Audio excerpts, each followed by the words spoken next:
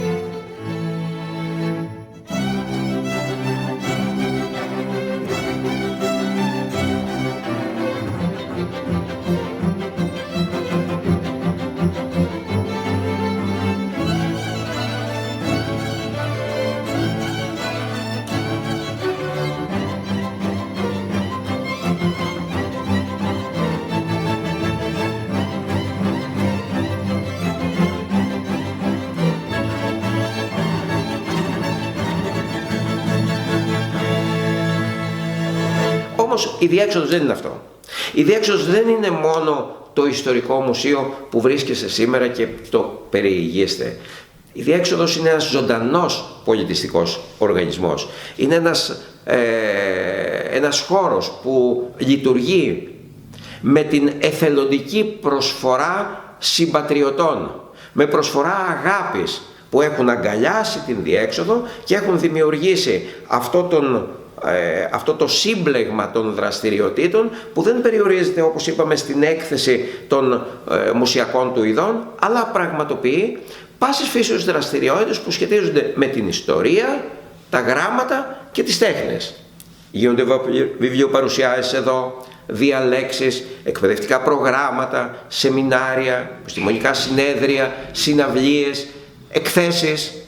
Παραδείγματι τώρα, αυτή τη στιγμή που μιλάμε, στον επάνω χώρο που συνεχίζεται το μουσείο μας, αυτή την περίοδο φιλοξενούμε μια έκθεση ενός καταπληκτικού, ενός εξαιρετικού καλλιτέχνη από το Αγρίνιο, την γείτονα και αδελφή μας πόλη, από έναν τόπο όπου παράγει επίσης πολιτισμό. Είναι ο Αλέξανδρος Στρατούλης, ένας ιδιαίτερος καλλιτέχνης που μπορεί και πιάνει το χέρι του, όχι μόνο στην απεικόνιση, όπως θα δείτε, να ζωγραφίζει με κάρβουνο σε καμβά πορτρέτα ανθρώπων που τα βλέπεις με φωτογραφική αναπαράσταση θα τα δείτε στη συνέχεια στον επάνω όροφο, αλλά έχει την δυνατότητα να παίρνει άχρηστα βιομηχανικά υλικά ανακυκλώσιμα και να τα μετατρέπει σε υπέροχα φωτιστικά είδη. Μία περιποίηση λοιπόν στον επάνω χώρο θα επαληθεύσει του λόγου μου το αληθές και θα δείτε και τον καλλιτέχνη μέσα από τα δημιουργήματά του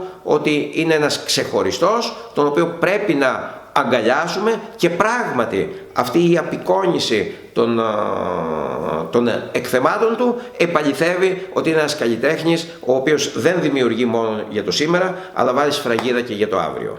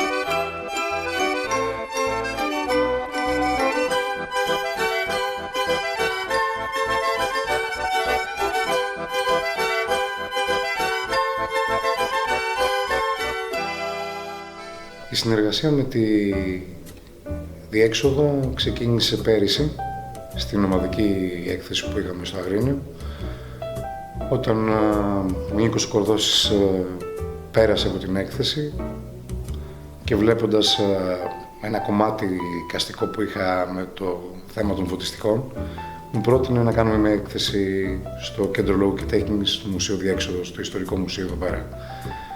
Είναι ένα κτίριο ανακαινισμένο. Είναι ένας χώρος πραγματικά που αξίζει να τον επισκεφτεί κανείς.